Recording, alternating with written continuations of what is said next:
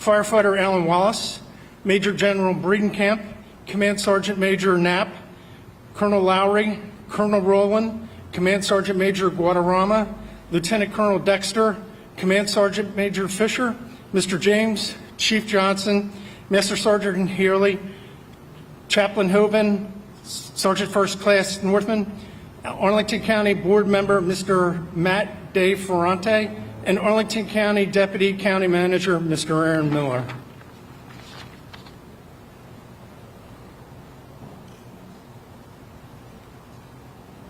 I would now like to introduce Chaplain Kevin Hoban, our Joint Base Operations Chaplain, who will provide the invocation. Good morning. I invite you to pray in your tradition as I pray in mine. You, O God, are our hope, our refuge, and our strength. In our distress, we come to you quickly. Shock and horror of that tragic day 22 years ago have subsided, but the solemnity of our loss remains etched into our collective memory. We remember those who lost their lives in New York, in a field in Pennsylvania, and right here in our own community. The events of that day changed the world, but the local impact was indelible. We are mindful of the duty and sacrifice of our emergency services, who demonstrated the greatest love of all by laying down their lives for friends and even those they did not know. We continue to celebrate their gifts to humanity. We come remembering and we come in hope. On this morning, 22 years ago, we witnessed the evil born in the heart of man. But by that evening, we saw love win as our nation united unlike anything since December 7th, 1941. As we place our hope in you, help us to act humbly in the righteousness our nation needs to weave strength into our land. As we remember, help us to reunite. We give you thanks that you were present in our time of need that day, and you abide with us still. May we continue to find comfort and strength in your arms. These things we pray humbly in your name. Amen.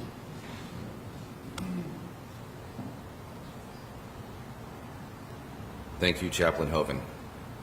At this time, I take great pleasure in introducing the Commander of Joint Base Meijer-Henderson Hall, Colonel Tasha Lowry. Thank you. Good morning, and thank you for joining us this morning as we remember and honor the lives lost and forever changed 22 years ago on this day. On behalf of Joint Base Meijer-Henderson Hall, I would like to welcome Virginia Governor Glenn Youngkin, Virginia First Lady Suzanne Youngkin, and Virginia Secretary of Veterans and Defense Affairs, Mr. Craig Crenshaw. Thank you for joining us for this observance. I would also like to welcome Major General Trevor Breedenkamp, Commanding General of Joint Force Headquarters, National Capital Region, United States Army Military District of Washington. Got that right, sir. Finally, joining us from Arlington County, Deputy County Manager Aaron Miller and County Board Member Matt De Ferrante. Stepping into this space, we can all look and see the reminders of September 11th, 2001, because Joint Base Meijer-Henderson Hall was there. Hanging on the walls are pieces from Fort Meijer Fire Station Foam 161, which was at the Pentagon helipad when the airplane hit. Foam 161 was the first to respond to the attack at the Pentagon. But more importantly, joining us today in this room are people who were there. We have retired firefighter Alan Wallace, who was one of the 3 Fort Meijer firefighters on duty at the Pentagon helipad and watched as American Airlines Flight 77 flew into the building. He was one of the initial first responders on scene, radioed the location to incoming units, and assisted with rescue. Captain William Long responded to the Pentagon as part of the mutual aid response, serving with the Naval Support Facility Cataract Fire Department. There are others in this room who were at the Pentagon that day, such as Master Sergeant Brian Healy, serving in the Old Guard at the time, who was responded to the attack to assist engineers with shoring operations and search and recovery efforts once the fire was extinguished. Our very own Police Chief William Johnson, part of the response during the first 24 hours, he was on patrol at Walter Reed, escorting buses coming from the Pentagon. These are people who are humble humble about their actions that day, and who continue to serve our country in so many ways. I will leave you with what I hope you will see, which is a reminder of the importance of our mission and why we are America's post. The flag that was famously unfurled over the wall of the Pentagon on 9/11 came from this joint base. Lest we never forget. Thank you.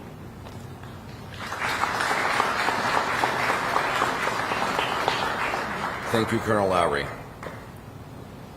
Today's program will include a recap of the events of September 11th, 2001, and will be followed by a tolling of the Fire and Emergency Services ceremonial bell, a moment of silence, and the playing of taps to remember those who perished that day.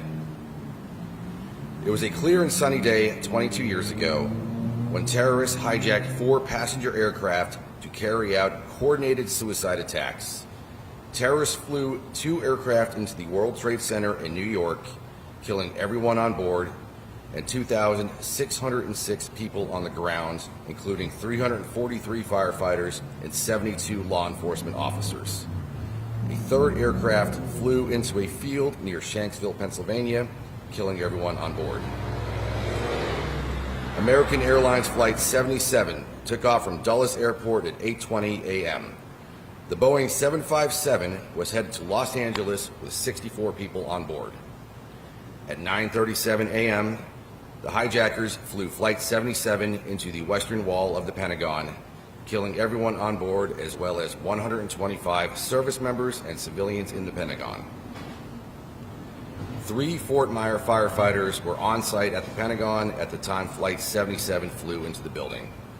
Firefighter Alan Wallace, Firefighter Mark Skipper, and Firefighter Dennis Young.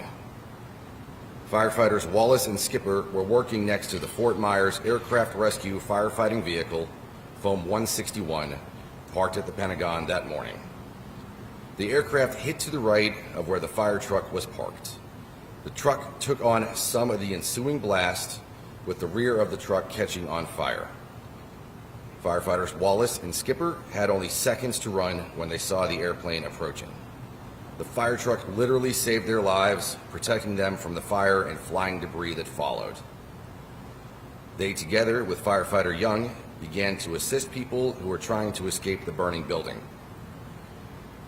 Fort Myer firefighters were the first to arrive on the scene and were soon joined by Arlington County and other area first responders. Our firefighters, police, military, and medical personnel worked closely with Arlington County and federal agencies during the initial response and rescue at the Pentagon.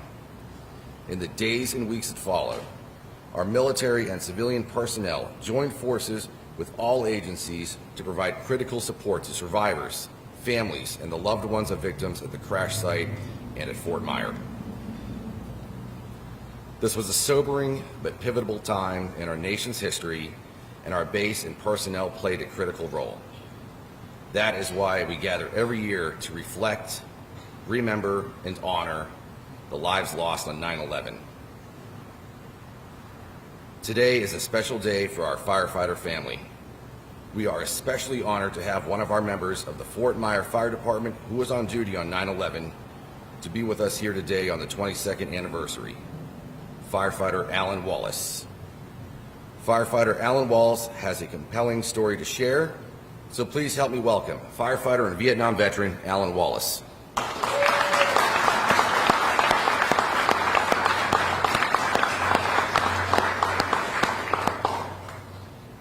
I'd like to welcome everyone. Also, I'd like to welcome, other than firefighters that are not here from Fort Myer, welcome my fellow firefighters from anywhere who happen to be attending this ceremony. I am honored to be here as well. It's hard to believe that what happened 22 years. I think about it every day. The introduction, I won't go into it too much. I thought it was so well done. But I would like to recognize personally my crew members: Dennis Young from Carroll County, Ohio, an Ohio boy; Mark Skipper, who was also a civilian firefighter like Dennis and I. Mark was from Buffalo, New York. Mark Skipper is still working as a firefighter just north of Memphis, Tennessee, at a Marine Corps air station. Dennis Young, unfortunately, has passed away in 2018 from cancer. I worked here at Fort Myers just over 10 years. When I retired from that job, I got a job working on an island as a firefighter with a contractor. This island was called Johnston Island. It's closed now. After that, I came back to Arlington, Virginia, kept my car here at the firehouse, kept my apartment, and I got to working for a tour company in Arlington Cemetery in Washington, D.C. It was one of the best jobs. Not as good as firefighter at Fort Myers. On that morning, first of all, I'd like to say that our fire department back at that time in 2001, everybody in the fire department was required to take a class, a course. Now, 6 of us firefighters had this course, so we didn't have to take it, obviously. So the other firefighters that had not had this course, they are up here at Fort Myers, and they are involved in this class, and believe it or not, the class involved airfield firefighting. You see the connection. So the class started on Monday. Tuesday was September 11. Mark Skipper, Dennis Young, and I are at the heliport at 7:30 that morning. We are expecting President George W. Bush to return from Sarasota, Florida. He was down there actually the day before. So we have everything all set up. Mark and Dennis and I become aware of the attacks in New York City at about 9 o'clock. Sometime after that, Fire Chief Campbell, no longer here with us, Fire Chief Campbell calls the firehouse. Dennis answers the phone. He calls for me to talk to the fire chief, and I will, of course, talk to the fire chief. Then Mark Skipper comes on the phone. I'm sure what he said to Mark and what he said to Dennis is what he said to me. His first question was, "Are you aware of what's going on in New York City?" Yes. Just giving us a warning, something like what has happened there in New York City could possibly happen here, and you would likely be responding with your brand new fire truck. That's pretty much the way he left it. Probably said something like, "If you have any problems, call the cops." Mark joins me back out after he gets off the phone. Mark and I, at the last few seconds, began to walk away from the Pentagon. We're walking out past the right side of the crash truck, the fire truck, Foam 61, which is pointed out toward the heliport. And by the way, I wanted the fire truck out of the firehouse before the Secret Service people get there. Oftentimes I'd seen 3 Secret Service vehicles parked right in front of the entrance to the firehouse, and the fire truck might still be inside. There's 2 ways to handle this. Ask them to move the trucks, the vehicles, or just the fire truck was capable of driving over them. Mark and I get out in front of the fire truck about 15 or so feet. Mark is to my right, within arm's reach. There's no warning of what's about to happen or what is in front of us. We're talking about whatever we talk about, a flash or something off to my right. I look over and I see the airplane that will crash into the Pentagon. This is American Airlines Flight 77. It's loaded with 59 passengers, crew, including the crew, but also 5 more hijackers. From the time we see the airplane until it strikes the building is probably a second and a half. I guess we had enough time to turn our backs to it. I screamed. At this point, we're running. I've completely forgot about Mark and Dennis and even the 2 people in the flight tower. I am running. I have very clear thoughts, however. Now we're being attacked. What should I do? I better run till I catch on fire. After that, I'll do something else. Feeling the heat from the explosion, the fireball, I'm thinking, I better do something besides run. So I simply dove forward and I'm sliding on the blacktop. And when I stopped sliding, the vehicle that we used to transport ourselves from Fort Myers down to the Pentagon is right there. And I am on the driver's side of the truck and I'm right between the wheels. So I immediately crawled underneath the truck. And almost immediately I crawled out from under the truck. And that's when I see Skipper out in the field. I ran out and grabbed him and I yelled at him and I said, "Are you okay?" And Skipper did not answer that question. But I do remember what he said. So I said, "I'm going to the fire truck. We got a lot of work to do." And I left Skipper and I ran back to the burning fire truck. When I see the fire truck, there's a huge blaze behind it. I'm thinking, I need to pull the fire truck away from the Pentagon and to keep it from being involved in the fire. Actually, the fire that I'm seeing is not the building itself. Of course, a lot of it was on fire. The big 50-foot tall blaze that I see is actually the back end of the fire truck. I immediately climbed into passenger door, stepped over the radio consoles, put the radio headsets on, punched the start button, and the fire truck starts. I'm thinking, now what do I do? Let me tell you, I was very good with the fire truck. So I immediately pushed the emergency brake off, tramped the accelerator, and pulled the transmission into so the fire truck would move. However, the fire truck did not move. The engine tachometer would not indicate that the engine was doing any more than idle. I'm tramping on the accelerator. Apparently Skipper can hear me doing this. He's outside the truck, and then I see Skipper out here, and he's telling me to shut off the fire truck.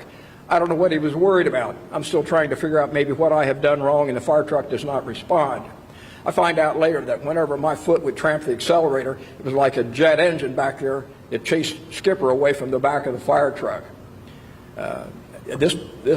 The plan for me to move the fire truck only lasted about a minute and a half. When it wasn't working, I was smart enough to realize we needed to go on. So I would make a radio call to Fort Myer. The people that are going to hear this call is Bob Cornally from Ohio, and he is in the watch office up here at the old firehouse. Also, I mentioned earlier, the firefighters attending the airfield firefighting class, they're going to hear this. They know about the attack in New York. And at the time of the crash at the Pentagon, of course, it was quite a loud noise. And actually, it's like, according to the guys that were in the class, it was actually loud enough and significant enough that it actually shook the buildings of Fort Myer. So now they know something possibly serious has happened nearby. My message is to Fort Myer is foam. That's me. Foam 61, Fort Myer. We've had a commercial airliner crash into the west side of the Pentagon at the heliport, the Washington Boulevard side. Come at once.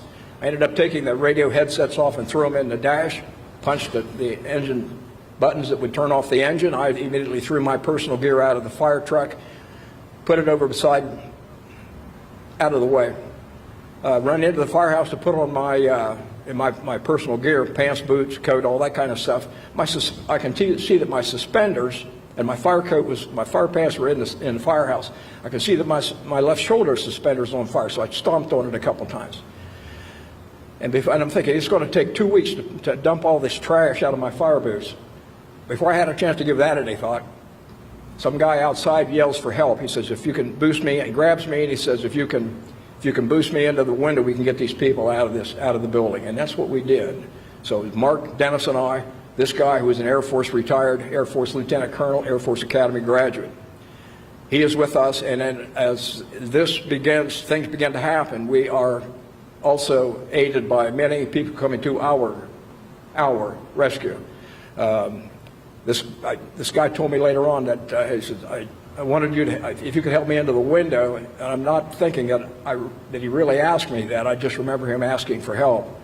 So he finally has sometime later, he's introducing me to his family, little sidestep here, introducing me to his family inside the Pentagon down there where we had a ceremony. And then he finally introduced, and each time I would say, I'm not so sure, I don't think that was me, it was you. So he introduced me to General John Jumper, the Air Force Chief of Staff. And he says to Jumper, this is the guy I told you about that boosted me in the window. And then he says, he almost threw me in the building. I remember that. I didn't. I just remember him being there.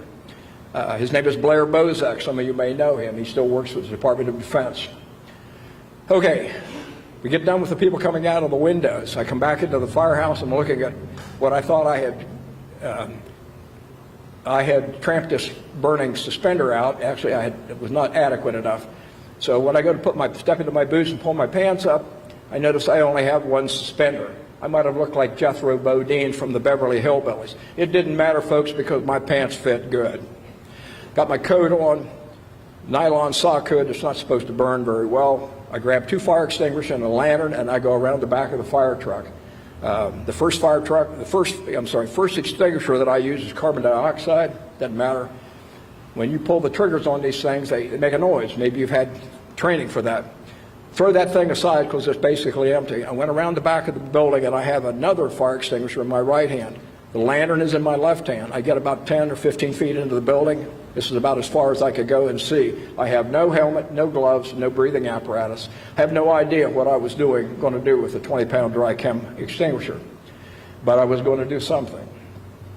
About the second time, I'm in there and I pull the trigger on this thing. Whenever I would see fire, I would pull the trigger on this bottle. So I'm actually down on the floor on my hands and knees, and I'm pushing the bottle with one hand and sliding the lantern with the other hand. And when what I thought was fire, I pulled the trigger. About the second time I do this, I hear a woman yell, "Hey!" I'm telling you, it startled me so much that the only thing I could say was, "Hey, back!" And one of us says, "I can't see you."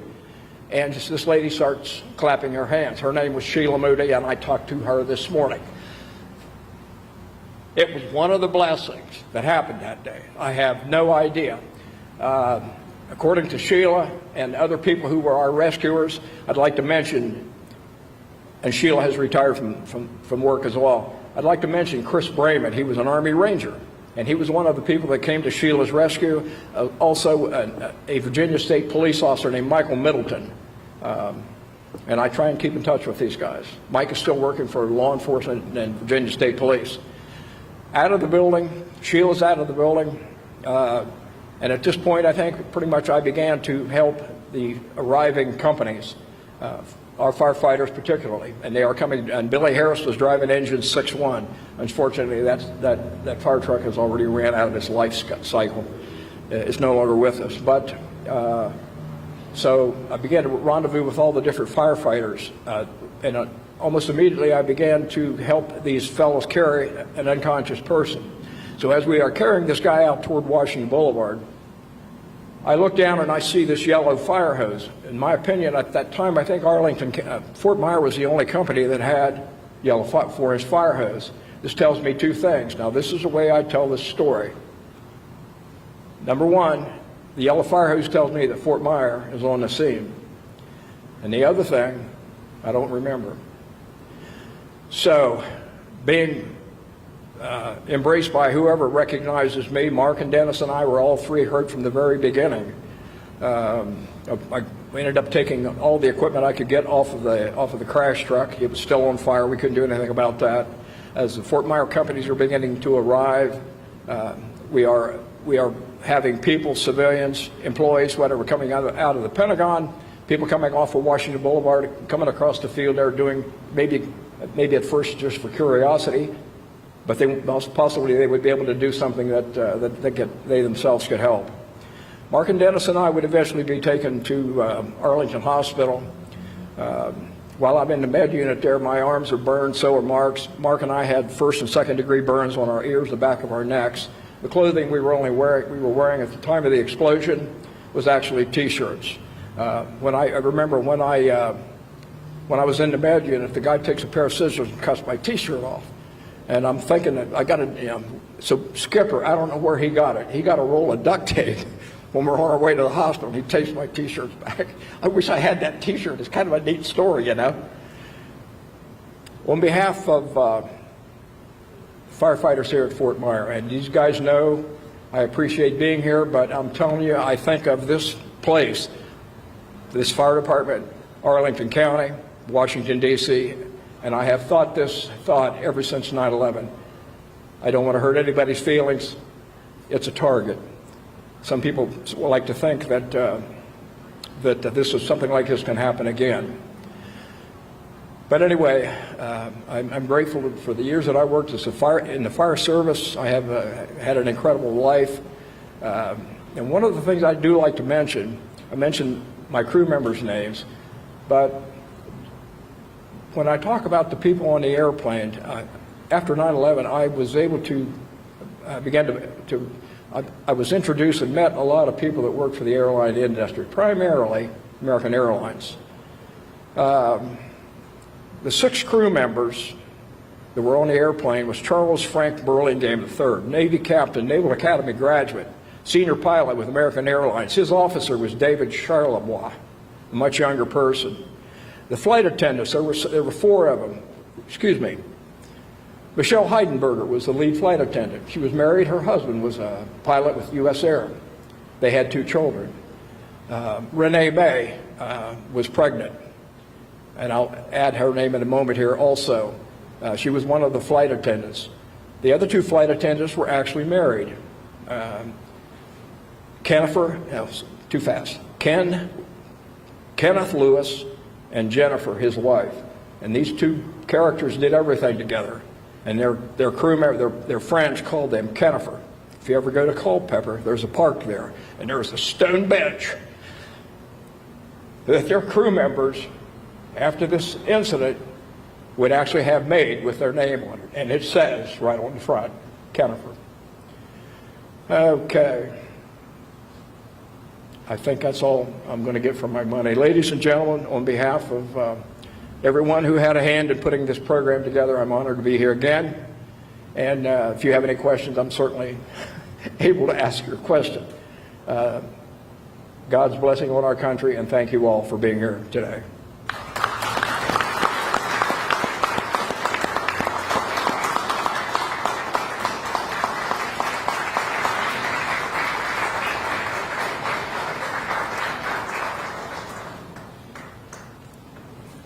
Please help me welcome our very special guest, Governor Youngkin.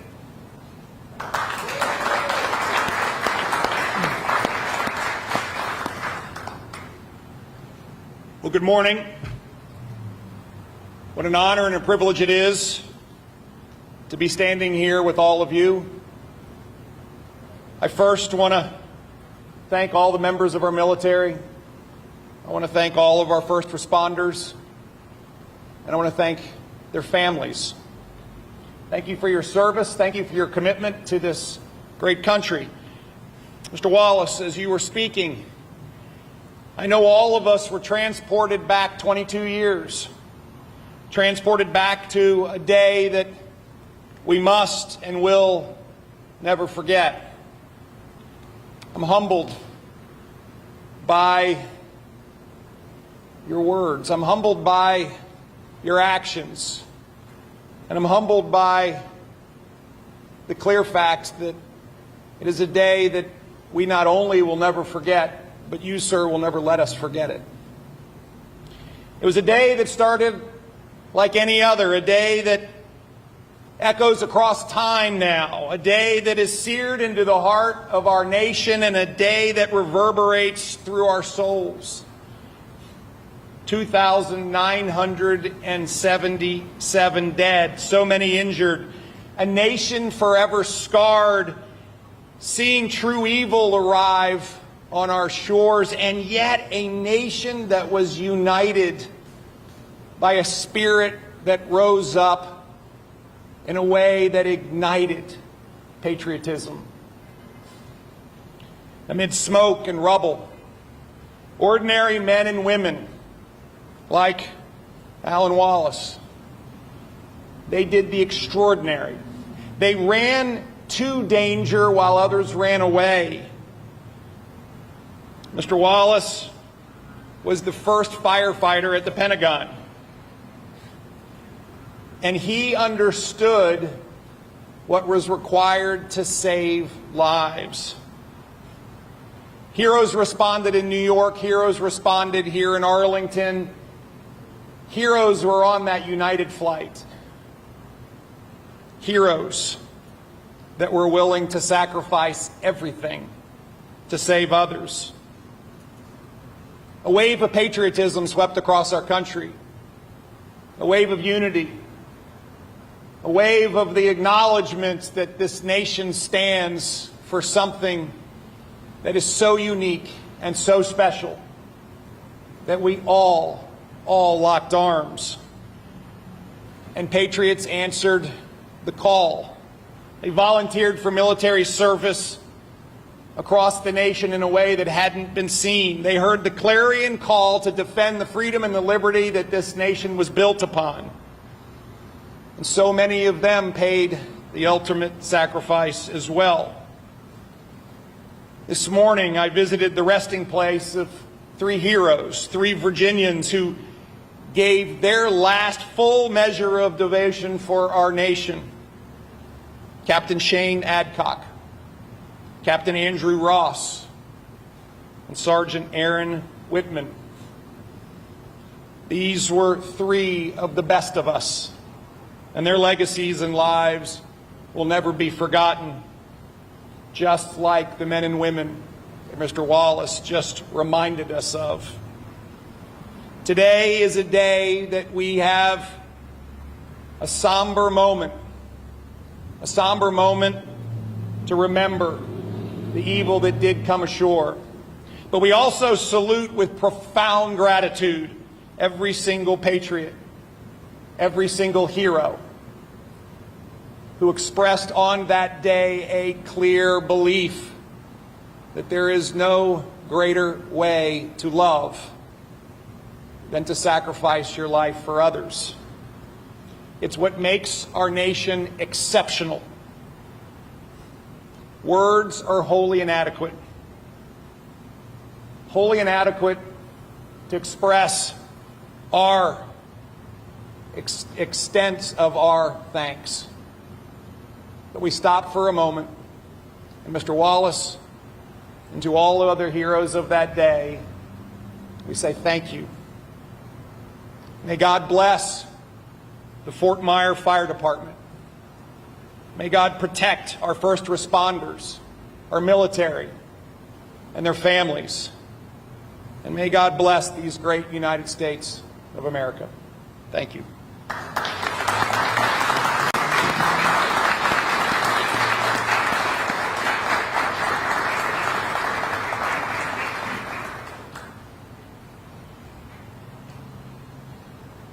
While time and distance may help to heal the wounds from that day and make them easier to bear, we vow to be here every year to provide support and to ensure we will never forget.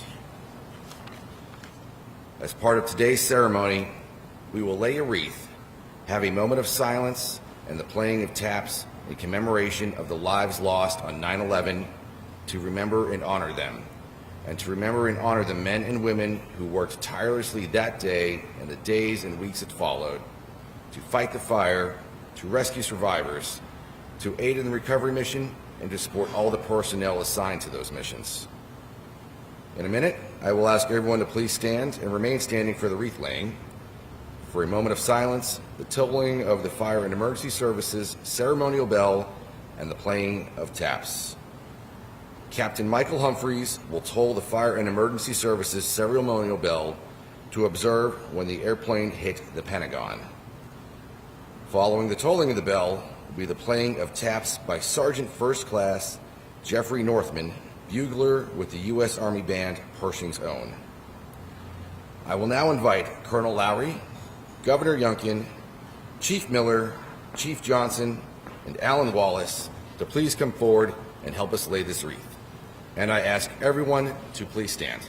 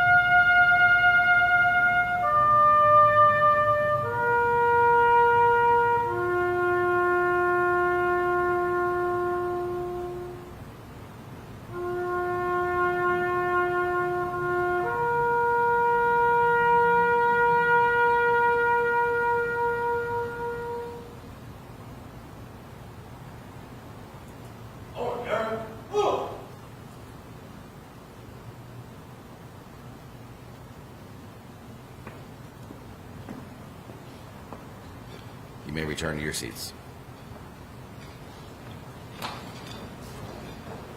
Once again, I would like to introduce Chief Miller.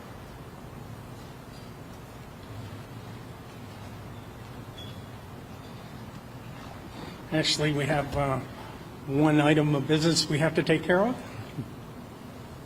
We have a certificate for Alan Wallace. Colonel Lowry is going to present Firefighter Wallace with a certificate of appreciation.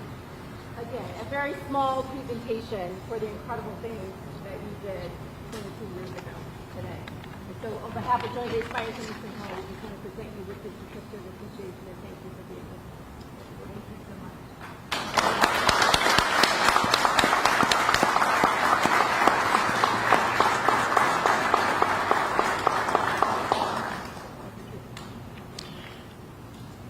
This concludes our observance.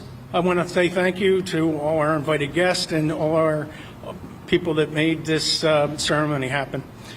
So I want to thank Governor Youngkin, Mrs. Youngkin, Secretary Crenshaw, Alan Wallace, Major General Bredenkamp, Command Sergeant Major Knapp, Colonel Lowry, Colonel Rowland, Command Sergeant Major Guatemala, Chaplain Hoven, Captain Humphreys, Sergeant First Class Jeffrey Northman, Captain Murphy, our narrator,